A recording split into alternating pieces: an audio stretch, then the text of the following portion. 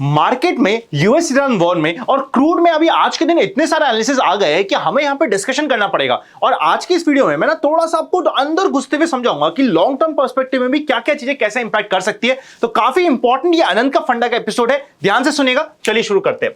देखिए, सबसे पहले यूएस वर्सेस ईरान की वॉर के कॉन्फ्लिक्ट में हो क्या रहा है। सारा का सारा फोकस जा चुका है अब स्ट्रेट में, मतलब स्ट्रेट ऑफ हार्मुज जो है उसके ऊपर कंट्रोल लेना चाहता है यूएस भी और ईरान भी। लॉजिकली देखा जाए तो ईरान का ऑलरेडी कंट्रोल है, पर यूएस भी यहां पे कह रहा है कि भैया हम तो ब्लॉकेड्स लगा के रखेंगे, हमें यहां पे कंट्रोल चाहिए, जिसकी वजह से यहां पे कॉन्फ्लिक्ट बढ़ते जा रहे हैं। इवन अभी न्यूज आ रही है कि ईरान ने वापस से अटैक कर दिया यूएई पे, जो ग्लोबल डिस्ट्रप्शन को, ग्लोबल कंफ्यूजन को बढ़ा रहा है। पर इन सब के चलते मार्केट के लिए इंपॉर्टेंट क्या है, आज मार्केट के पास नेगेटिव न्यूज थी।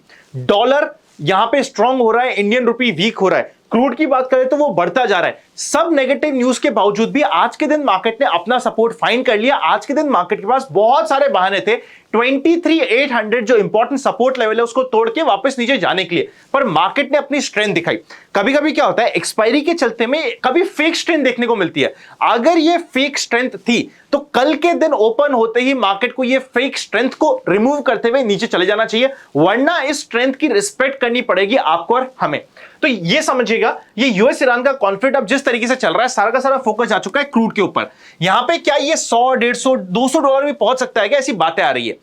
अभी आज के दिन क्या हो रहा है, यूएस ने पहली वेनेजुएला के ऊपर कंट्रोल ले लिया है, तो यूएस के पास क्रूड की ऐसा कोई दिक्कत नहीं है। ईरान थोड़ा सा क्रेव कर रहा है, पर ईरान के वहां के लोग कहते हैं भैया हम तो मर जाएंगे, लूट जाएंगे, पर हार नहीं मानेंगे। तो इस कंफ्यूजन के चलते अगर शॉर्ट टर्म में हमें प्राइस हाइक की तरफ देखने को मिला तो इसका इंपैक्ट इंडिया के ऊपर नेगेटिव होगा। पर यहां पे एक और क्वेश्चन ये भी आता है कि जो क्रूड के प्राइसेस बढ़ रहे हैं, क्या ये सिर्फ बढ़ते रहेंगे या फिर हम जब ये कॉन्फ्लिक्ट खत्म हो जाएगा उसके बाद करेक्शन भी एक्सपेक्ट कर सकते हैं। ये बात आप नोट करके रख लीजिएगा। मैं काफी स्ट्रॉन्ग स्टेटमेंट यहां पे आप सभी के सामने ओपनली बोल के जा रहा हूं कि जब ये कॉन्फ्लिक्ट खत्म होगा ना, जिस तरीके के क्रूड के प्राइसेस क्रैश होंगे वो क्रैश भी अभी तक हमने कभी नहीं देखा होगा, क्योंकि सप्लाई बहुत ज्यादा हो चुकी है। ध्यान से समझिएगा हुआ क्या है।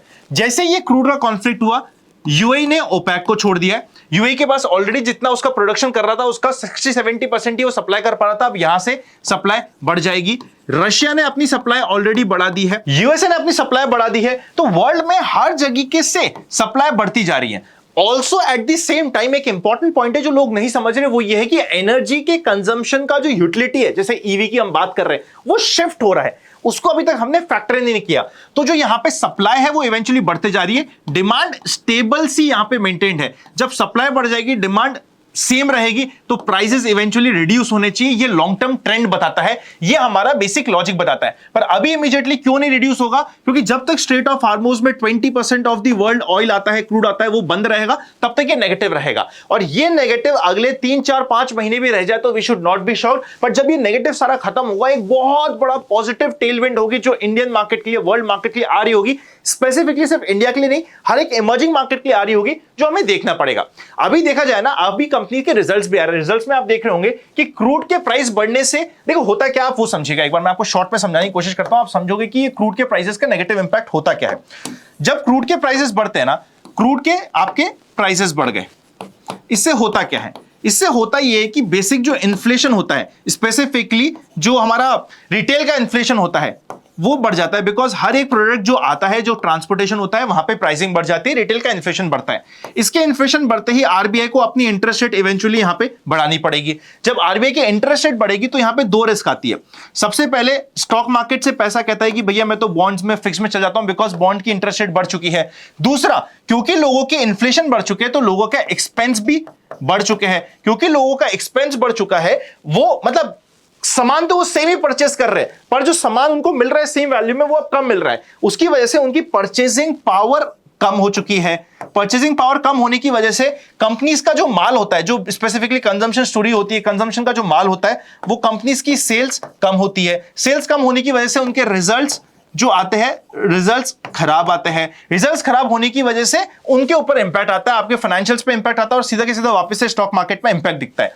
तो जब क्रूड बढ़ता रहता है तब वो इंपैक्ट नेगेटिव डालता है। अभी शॉर्ट टर्म में क्या एक्सपेक्टेड है कि जो ये बढ़ने वाली साइकिल है वो कंटिन्यू रहने की एक्सपेक्टेशन है, पर क्या लॉन्ग टर्म में मतलब 1 साल 2 साल में ये साइकिल कंटिन्यू हो सकती है? मेरा पर्सनल अंडरस्टैंडिंग है कि इट्स नॉट पॉसिबल कि ये बढ़ता रहे। जब भी ये कंप्लीट मैटर सॉल्व होगा, मैं कहता हूं कि 3 महीने बाद सॉल्व होता है, जब भी सॉल्व होगा ना, इतना ज्यादा हमें क्रूड में प्राइस के फॉल दिख सकते हैं, और उसका जो ये अभी हमने नेगेटिव की बात करी है, सारा का सारा पॉजिटिव में हो जाएगा। मतलब अगर हम आरबीआई के स्टैंड की बात करें तो अगली जो मीटिंग आएगी वो हमारे लिए रिस्की मीटिंग है।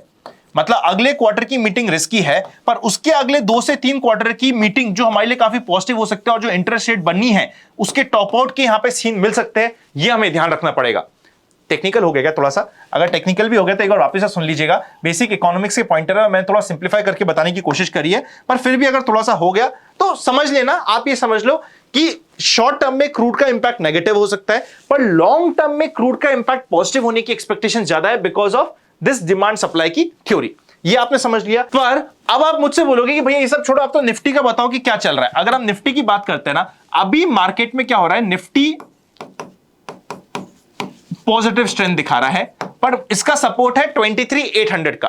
23,800 टूटते ही सीधे नीचे 23,300 से 200 की रेंज में इंपॉर्टेंट सपोर्ट आता है, पर ये अभी 23,800 नीचे एंड 24,200 ऊपर। ये रेंज बाउंड मूवमेंट है। जब तक ये रेंज बाउंड मूवमेंट है आप यहां पे कुछ नहीं कर सकते, पर जिस भी साइड रेंज ब्रेक होगी आपको इमीडिएटली वहां पे 500, 600, 700 पॉइंट का डायरेक्शनल मूव मिलने की और मार्केट के डायरेक्शन को पता लगने की कोशिश होती है। यहां पे अगर हम मेन बात करें ना बैंक निफ्टी की, ये बना हुआ है विलन, ये है अभी नेगेटिव, यहां पे प्रेशर बन रहा है, पर अभी जिस रेंज में जा चुका है ना, अगले 500 पॉइंट में इसका इंपॉर्टेंट सपोर्ट आता है। अगर ये 500 पॉइंट के सपोर्ट से ये सपोर्ट लेता है तो इसका सपोर्ट डायरेक्टली, निफ्टी तो ऑलरेडी स्ट्रांग है, वहां पे भी पॉजिटिव इंपैक्ट दे सकता है। तो देखने वाली बात ये है कि क्या बैंक निफ्टी के इंपॉर्टेंट पॉइंटर्स, क्या बैंक निफ्टी के इंपॉर्टेंट पार्टिसिपेंट्स यहां पे सपोर्ट लेते हैं या फिर नहीं, उसके ऊपर निफ्टी का फेट भी डिफेंड होगा या डिसाइड होगा।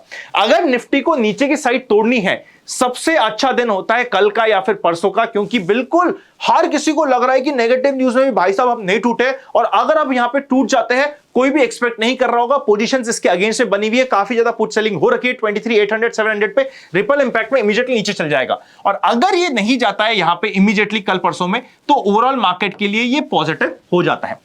स्मॉल कैप और mid cap should be the focus point. हम काफी समय से वापस से बात कर रहे हैं, बीच में हम लोग कॉशियस थे यहां पे, बट अब वापस से ये आपका फोकस आ जाना चाहिए। स्टॉक स्पेसिफिक मूव, मैं ये यहां पे आपको बताने की कोशिश कर रहा हूं, जब ये ब्रेकआउट देता है, सपोज करते हैं 24,200 की रेंज है, जब ये रेंज का ब्रेकआउट देगा 24,200 से 28,800 एक इंपॉर्टेंट रेजिस्टेंस जोन होने वाला है निफ्टी के लिए। ये निफ्टी का रेजिस्टेंस जोन है, पर अगर गलती से इसने यहां पे क्रॉस किया या फिर यहां पे भी टाइम बिताया, तो इस सारे समय पे ये होगा सेगमेंट जो फोकस पे जा सकता है। इस पॉइंट का हमें ध्यान रखना पड़ेगा। आई होप ये कंप्लीट एनालिसिस में, कंप्लीट डिस्कशन में आपको मजा आया होगा। हमने मार्केट के पर्सपेक्टिव से इंपॉर्टेंट पॉइंटर आप सभी के लिए डिस्कस कर ली है, माइंडसेट को थोड़ी सी क्लैरिटी मिली होगी। अगर मिली है तो चैनल को सब्सक्राइब करके बेल आइकन क्लिक कर दीजिएगा। नए हो चैनल पे तो फॉलो जरूर करके जाना, यानी कि सब्सक्राइब जरूर करते जाना। Happy learning and I will see you very soon. अगर आपने open for all free Telegram channel, fraud channel से बच के रहिएगा। ओरिजिनल चैनल का लिंक आपको डिस्क्रिप्शन में मिल जाएगा, डिस्क्रिप्शन में जाके आप चेकआउट कर सकते हो। ओरिजिनल चैनल को ज्वाइन कर लीजिएगा। सी यू वेरी सून।